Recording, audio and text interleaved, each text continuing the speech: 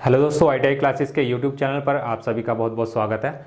तो दोस्तों, last class में हम बात कर रहे थे फोर्स की, जिसमें हमने फोर्स के कुछ बेसिक्स को पढ़ा था।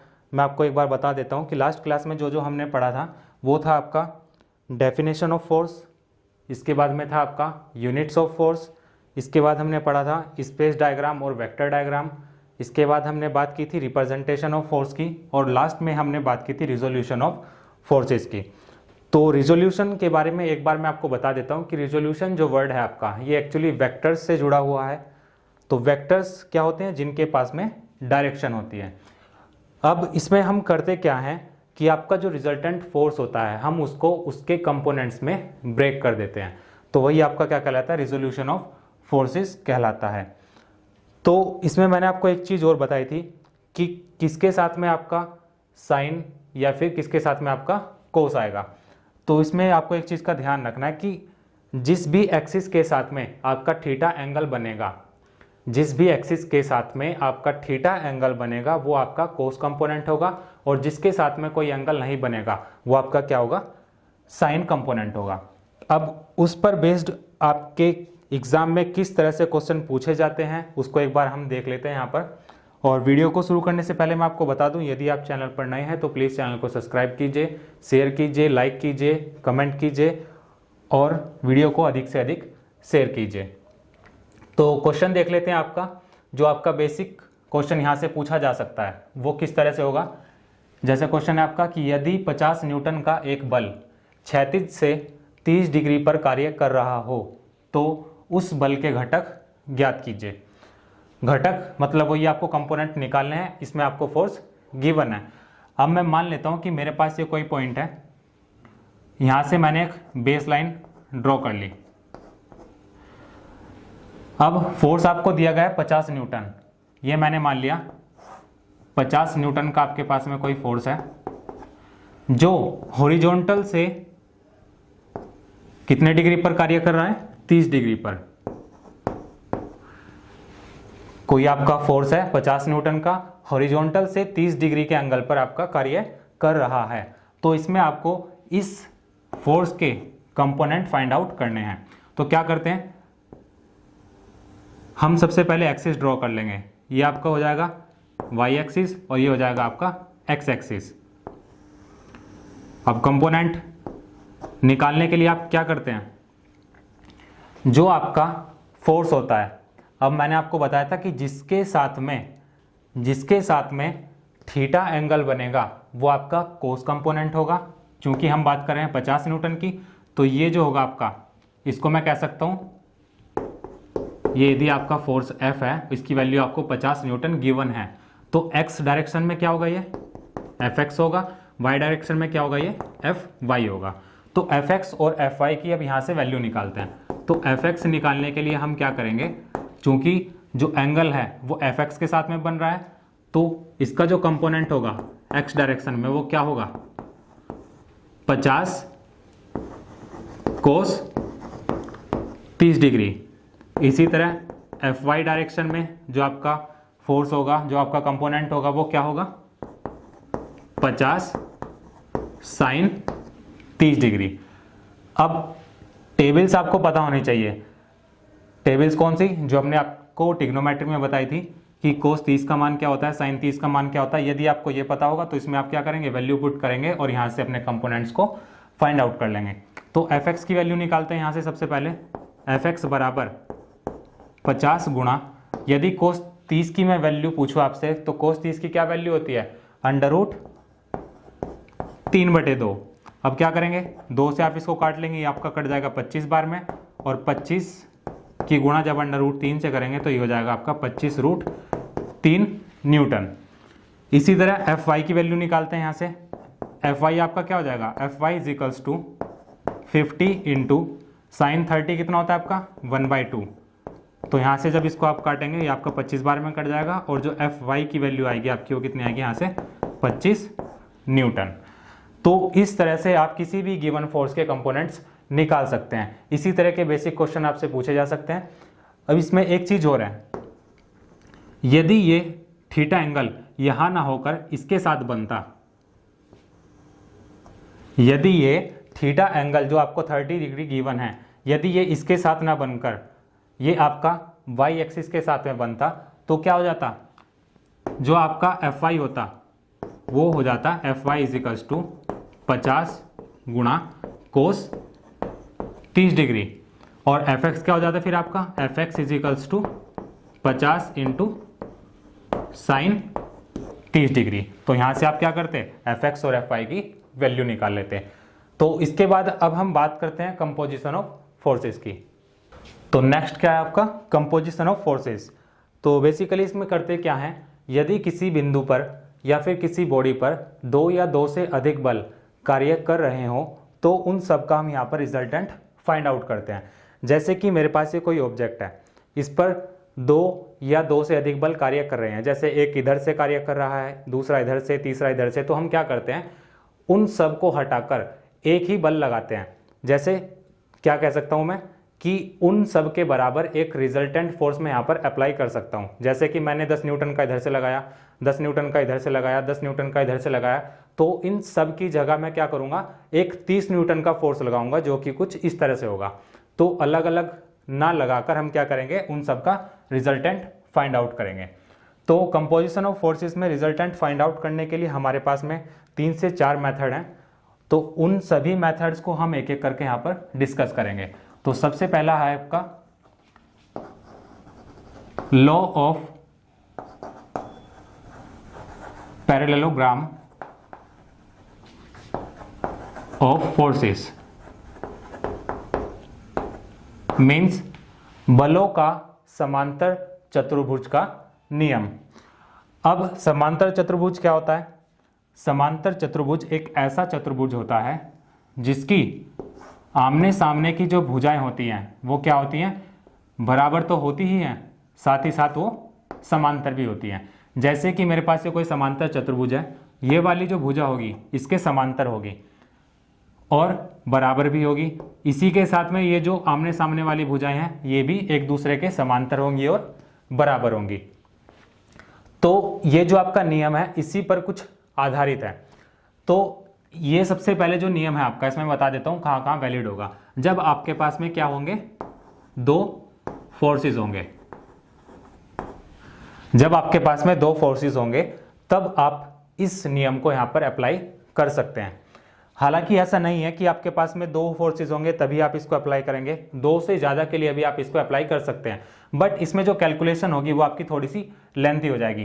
क्योंकि हमारा जो नियम है वो सिर्फ दो फोर्स के लिए ही है, तो हम क्या करेंगे, वहां से उसका रिजल्टेंट निकालेंगे, रिजल्टेंट निकालने के बाद में एक फोर्स को काउंट करेंगे और जो आपका वो फोर्स होगा वो रिजल्टेंट के साथ में दूसरा फोर्स बन जाएगा और उसको फिर रिजल्टेंट फाइंड आउट करेंगे। तो इस तरह से ये थोड़ा सा लेंथी हो जाएगा।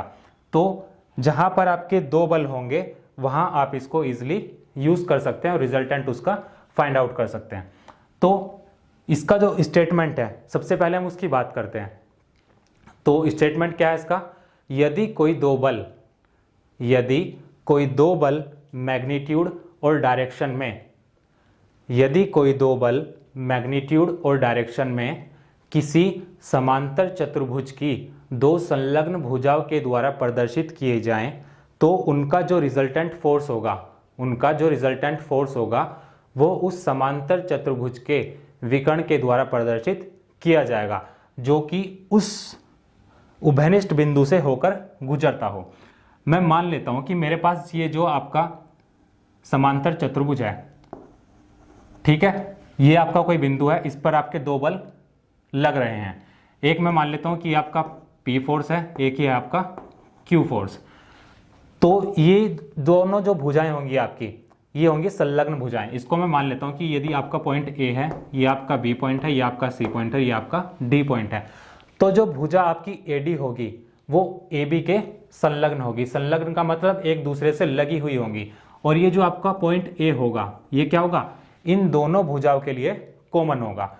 तो इनका जो रिजल्टेंट होगा P और Q फोर्स का, वो इस समांतर चतुर्भुज के विकर्ण के द्वारा प्रदर्शित किया जाएगा। तो रिजल्टेंट क्या होगा इसका, AC के द्वारा हम यहां पर रिप्रेजेंट करेंगे। तो इसका जो रिजल्टेंट फाइंड आउट करने का जो हमारे पास में फॉर्मूला है उसको हम कैसे डेराइव करेंगे, पहले उसकी बात करेंगे और फिर इस पर बेस्ड जो आपके न्यूमेरिकल्स होंगे उनको यहाँ पर डिस्कस करेंगे। तो पहले मैं इसका एक बार डायग्राम बना लेता हूँ। ये आपका कोई समांतर चतुर्भुज है, ये आपका कोई P फोर्स है, ये आपका Q फोर्स है। बिंदु A पर आपके दो बल कार्य कर रहे हैं, एक है आपका P और दूसरा है आपका Q। तो इन दोनों का जो रिजल्टेंट होगा, अभी मैंने आपको बताया जो इस नियम का, जो इस लॉ का आपका स्टेटमेंट है वो क्या है कि इन दोनों का जो रिजल्टेंट होगा वो इस पैरेललोग्राम के डायगोनल के द्वारा रिप्रेजेंट किया जाएगा। डायगोनल कौन सा होगा आपका, AC। तो ये मैं मान लेता हूँ इसका रिजल्टेंट फोर्स होगा। चूंकि मैंने आपको बताया कि हम बात कर रहे हैं समांतर चतुर्भुज की, उसमें क्या होता है, आमने सामने की भुजाएं बराबर होने के साथ साथ वो समांतर भी होती हैं। यदि ये आपका P फोर्स है तो ये वाला जो होगा ये भी आपका P के बराबर होगा और यहाँ भी आपका ये Q के बराबर होगा, क्योंकि ये आमने सामने की भुजाएं बराबर होंगी और समांतर होंगी। तो अब मैं क्या करता हूँ, इसको थोड़ा सा मैं मॉडिफाई करता हूँ। जैसे कि मैंने बिंदु C से एक लंब डाला भुजा AB को आगे बढ़ाकर, तो क्या होगा, ये आपका कितना होगा, ये आपका 90 डिग्री के बराबर होगा। और इन दोनों फोर्सेस के बीच में मैं मान लेता हूं कि आपका जो एंगल है वो क्या है, थीटा है। जो दोनों बल आपके P और Q किसी बिंदु A पर एक्ट कर रहे हैं उन दोनों के बीच का जो एंगल है वो क्या है, थीटा है। तो चूंकि एक समांतर चतुर्भुज है तो यहां पर जो आपका ये वाला कोण होगा ये थीटा के बराबर होगा।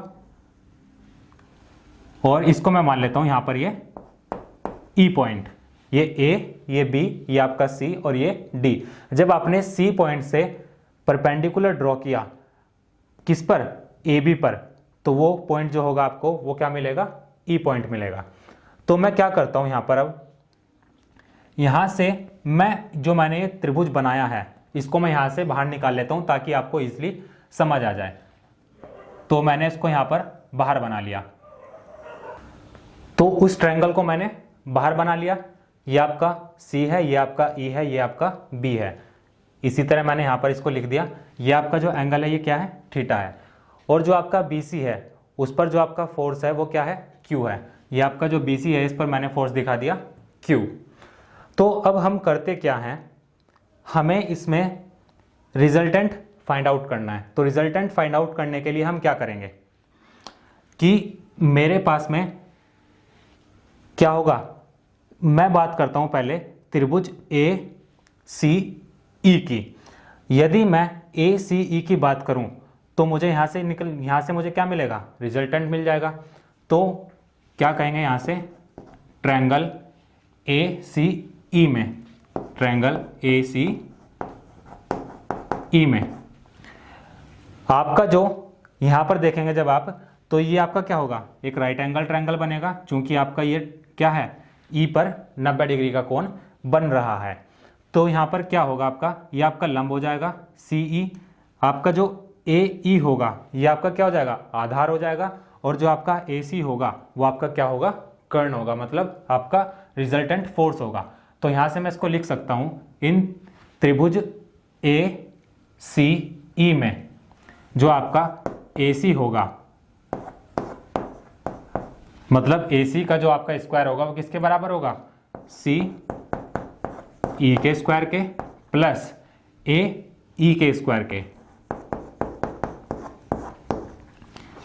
मतलब कर्ण का स्क्वायर बराबर लंब का स्क्वायर प्लस आधार का स्क्वायर। अब हम देखते हैं कि AC किसके बराबर है, AC किसके बराबर है, R के। तो ये हो जाएगा आपका R स्क्वायर बराबर, तो CE की वैल्यू निकालने के लिए मैं क्या करता हूं, CE के समांतर बिंदु B पर या फिर बिंदु B से होते हुए एक लाइन ड्रॉ कर लेता हूं। अब आप क्या देखेंगे, रिजोल्यूशन ऑफ फोर्स में जब हमने बात की थी तो मैंने आपको बताया था कि जिस एक्सिस के साथ में आपका थीटा एंगल बनता है वो आपका कोस कंपोनेंट होता है, और जिसके साथ में नहीं बनता वो आपका क्या होता है, साइन कंपोनेंट होता है। तो यदि मुझे यहां से BE की वैल्यू निकालनी हो, यदि मुझे बी ई की वैल्यू निकालनी हो तो वो किसके बराबर हो जाएगी, बी सी यानी कि क्यू। चूंकि आप देखेंगे बी सी जो है आपका वो किसके बराबर है, ए डी के बराबर है, और ए डी पर लगने वाला जो फोर्स है वो क्या है आपका, क्यू। तो ये भी क्या होगा, क्यू होगा। तो ये हो जाएगा आपका क्यू कोस थीटा। इसी तरह जब ये तो आपकी बात हुई किसकी, हॉरिजॉन्टल कंपोनेंट की। इसी तरह यदि मुझे वर्टिकल कंपोनेंट निकालना हो, मतलब सी ई निकालना हो, तो सी ई बराबर किसके हो जाएगा, क्यू साइन थीटा के। तो यहां से आपका बीई और सीई की वैल्यूज निकल गई। अब देखते हैं सीई की वैल्यू रखेंगे जब, तो क्या हो जाएगा, ये क्यू साइन थीटा का होल स्क्वायर प्लस एई। एई अब देखते हैं किसके बराबर है। एई को यहां से मैं क्या लिख सकता हूं, एई बराबर ए बी प्लस बीई। ये मैंने क्यों किया, ये मैंने इसलिए किया क्योंकि जो मेरे पास में फिगर थी वो क्या थी, ए बी सी डी। ये मैंने अपनी तरफ से यहां पर ड्रॉ किया है ताकि मेरे पास में क्या मिल जाए, एक राइट एंगल ट्रायंगल मिल जाए। तो मैंने क्या किया था, ए बी को मैंने आगे बढ़ाया था और सी पॉइंट से उस पर यहां पर परपेंडिकुलर डाल दिया था। ये मैंने अपनी सरलता के लिए किया था ताकि हम इजिली रिजल्टेंट की वैल्यू फाइंड आउट कर लें। तो ए ई किसके बराबर हो जाएगा, A B plus B E के बराबर। तो यहां से हम क्या करेंगे, ए ई की वैल्यू रखेंगे, ए ई बराबर किसके है, ए बी के, और ए बी का जो मान है आपका वो किसके बराबर है, पी पर। मतलब ए बी पर जो लगने वाला बल है वो आपका पी है। तो इसे मैं लिख सकता हूं पी प्लस बीई। बीई की वैल्यू आपने यहां से निकाली, वो क्या हो जाएगी, क्यू कॉस थीटा और इसका होल स्क्वायर। तो यहां से हम क्या करेंगे, जब इनका स्क्वायर खोल देंगे तो ये क्या हो जाएगा आपका, Q square sine square theta plus ये क्या बनेगा, ये इसको मान लेता हूं कि ए है, ये आपका पूरा का पूरा बी है। तो कहने का मतलब ये हुआ कि ए प्लस बी का होल स्क्वायर क्या होता है, ए स्क्वायर यानी कि पी स्क्वायर प्लस इस पूरे का स्क्वायर, ये हो जाएगा Q square cos square theta plus 2ab। 2ab की जगह क्या है मेरे पास में, पी क्यू कोस थीटा। यहां से जब मैंने इसका होल स्क्वायर किया तो मुझे क्या मिला, P square plus Q square cos square theta plus 2ab होता है तो 2pq कोस थीटा। तो यहां से मुझे ये मिल गया बराबर। इसको एक बार मैं फिर से लिखता हूं। इसमें मैं क्या देखूंगा, यहाँ पर Q square sine square theta है, यहाँ पर क्या है, Q square cos square theta. तो दोनों जगह से यदि मैं क्यू स्क्वायर को कॉमन ले लूँ तो अंदर क्या बचेगा मेरे पास में, ये बचेगा sign square theta plus cos square theta, और बाकी जो बचेगा उसको लिख लेते हैं plus P square plus 2pq cos theta. अब आप जानते हैं कि ट्रिग्नोमेट्री में sign square theta plus cos square theta किसके बराबर होता है, ये आपका होता है 1 के बराबर। जब आप 1 की मल्टीप्लाई करेंगे क्यू स्क्वायर में तो आपको क्या मिल जाएगा, क्यू स्क्वायर प्लस बाकी आपका एज इट इज रहेगा। ये आपकी जो वैल्यू होगी ये आपकी होगी आर स्क्वायर के बराबर। अब आपको निकालना क्या है, रिजल्टेंट फोर्स निकालना है, मतलब मैग्नीट्यूड निकालना है जो आपके पास में दोनों फोर्सेस हैं पी और क्यू।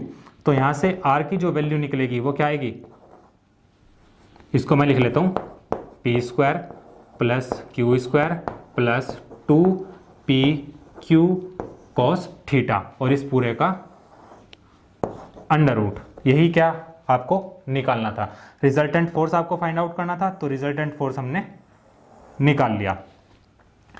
इसको एक बार फिर से समझते हैं। आपका जो स्टेटमेंट है वो क्या कहता है, वो ये कहता है कि यदि कोई दो बल मैग्नीट्यूड और डायरेक्शन में किसी समांतर चतुर्भुज की दो संलग्न भुजाओं के द्वारा प्रदर्शित किए जाएं तो उनका जो परिणामी होता है, उनका जो रिजल्टेंट फोर्स होता है वो उस समांतर चतुर्भुज के विकर्ण के द्वारा प्रदर्शित किया जाएगा जो उस उभयनिष्ठ बिंदु से होकर गुजरता हो। यदि मेरे पास में ए बी सी डी एक समांतर चतुर्भुज है, समांतर चतुर्भुज आपको पता होना चाहिए एक ऐसा चतुर्भुज होता है जिसकी आमने सामने की जो भुजाएं होती हैं वो बराबर तो होती हैं और साथ ही साथ में वो क्या होती हैं, समांतर भी होती हैं। तो AD और AB इन पर लगने वाला फोर्स क्या है आपका, P है और Q है। तो इनका जो रिजल्टेंट होगा, संलग्न भुजा कौन सी भुजाएं होती हैं, संलग्न भुजा वो भुजा होती हैं जो एक दूसरे से लगी हो, या फिर कह सकता हूं कि जिसका एक कॉमन पॉइंट हो। कॉमन पॉइंट कौन सा है? यहाँ पर ए है, क्योंकि ये ए डी के लिए भी है और ए बी के लिए भी है। तो इनका जो रिजल्टेंट होगा वो क्या होगा? इस समांतर चतुर्भुज के विकर्ण के द्वारा रिप्रेजेंट किया जाएगा। तो ए सी के द्वारा मैंने क्या किया? इसको रिप्रेजेंट किया आर को। तो हम क्या करते हैं, चूंकि हमें निकालना क्या, रिजल्टेंट फाइंड आउट करना है इन दोनों फोर्सेस का, तो हम क्या करेंगे, एक पहले समांतर चतुर्भुज बनाएंगे। जो उसमें नोटेशन थी वही मैंने यहाँ पर रखी। हमको इसमें करना क्या है, आप भुजा ए बी को थोड़ा आगे बढ़ाएंगे बी ई तक, और सी पॉइंट से उस पर परपेंडिकुलर ड्रॉ कर देंगे, ताकि हम आसानी से आर की वैल्यू फाइंड आउट कर लें। तो अब आप देखेंगे, जब आपने सी से परपेंडिकुलर ड्रॉ किया तो अब क्या होगा, ये जो होगा आपका ए सी ई, ये आपका क्या होगा, एक राइट एंगल ट्रायंगल होगा। मतलब इसमें जो कोण होगा एक, वो कितना होगा, 90 डिग्री का होगा। तो इसको मैं कह सकता हूं कि जो आपका कर्ण का स्क्वायर होगा, मतलब जो आपका ए सी होगा, वो बराबर किसके हो जाएगा, अंडर रूट के अंदर सी ई का होल स्क्वायर प्लस ए ई का होल स्क्वायर। तो ए ई जो है आपका, उसको मैंने ब्रेक करके लिखा, क्योंकि मेरे पास जो डायग्राम था वो क्या था, ए बी सी डी था। बट हमने इसको सरल बनाने के लिए ए बी भुजा को ई तक आगे बढ़ा लिया था। तो अब हम क्या करते हैं, हम बात करते हैं त्रिभुज ए सी ई में। तो त्रिभुज ए सी ई में ए सी का जो स्क्वायर होगा, मतलब जो कर्ण का स्क्वायर होगा, वो बराबर किसके होगा, लंब के स्क्वायर के प्लस आधार के स्क्वायर के। तो कर्ण कितना है आपका, कर्ण है आपका आर, तो ये हो जाएगा आपका आर स्क्वायर। सी ई कितना है आपका, अब मैंने क्या किया, इनकी वैल्यू निकालने के लिए, सी ई की वैल्यू निकालने के लिए और बी ई की वैल्यू निकालने के लिए इस ट्रायंगल को मैंने अलग से बाहर ले लिया, और जैसे यहाँ पर लिखा हुआ है मैंने उसी तरह यहाँ पर लिख दिया। ये आपका सी पॉइंट है, ये आपका ई पॉइंट है, ये आपका बी पॉइंट है, और बी सी पर जो लगने वाला बल है वो किसके बराबर है, क्यू के बराबर है। अब रिजोल्यूशन ऑफ फोर्सेस में हमने बात की थी कि जिस एक्सिस के साथ में आपका थीटा एंगल बनता है वो आपका कोस कंपोनेंट होता है, और जिसके साथ में थीटा एंगल नहीं बनता वो आपका साइन कंपोनेंट होता है।